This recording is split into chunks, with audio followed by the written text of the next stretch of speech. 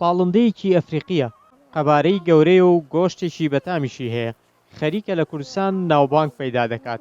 هێلکەکەی پڕپڕۆتینە و یاریزانانی بنیادنانی لەشجوانی دەیکردنەوە بەکاری دێنن.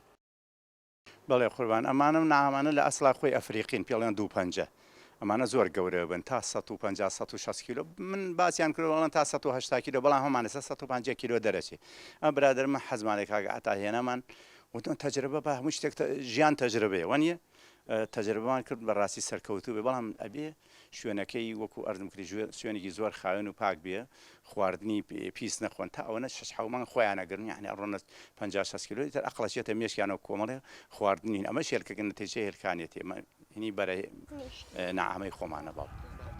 لە دەربەنیخان 65 کیلۆمەتر باشووری ڕۆژاوای سلێمانی چێڵگەیەکی بەخێوکردنی نەعامە دروست کراوە. گۆشت و هێلکە ڕەوانەی بازاڕەکانی ناوچەکە دەکەن. واللهی هەیە تەڵەبمانە ئێستا ئەتا کۆمەڵێ لە جنوبە داوایەکەن لە باخوبە لە بەخا وەجبەی 20 دەدەت تەڵەبیان هەیە خەڵکە عەرەب حەزیە چکە ئەمانە بۆ ناولم زۆر ناجیحە. یەک نەعامە 6 مانگی پێ دەچێت تا گەورە ببێت و کاتی ئەوەی بێت گۆشتەکەی بەکاربهێنرێت.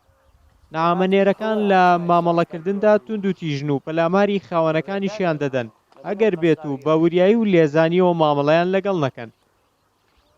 ئەمانە حەسە بە من ئەوانەی کە زیاتر پێش ئێمە خاسەن ئەوانەی لەودی و ئێران هێنانێک ئەڵێ تا 670 کیلۆ دەرەچن بەڵام تەمەنیشیان ئەچێتە 70 ساڵ قوربان من لە ئەنتەرنێت خوێندومەتە تەمەنیان زۆر گەورە بیان تەمەنی ئینسانێکە کە 70 ساڵ ئەمرەکەن.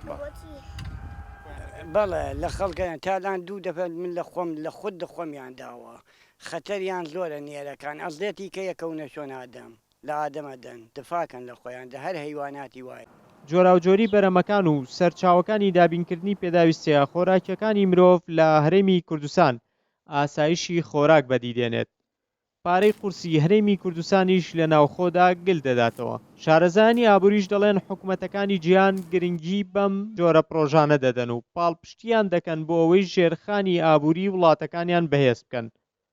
ڕێبین محەممەد، شارپرێس، دەربەنیخان.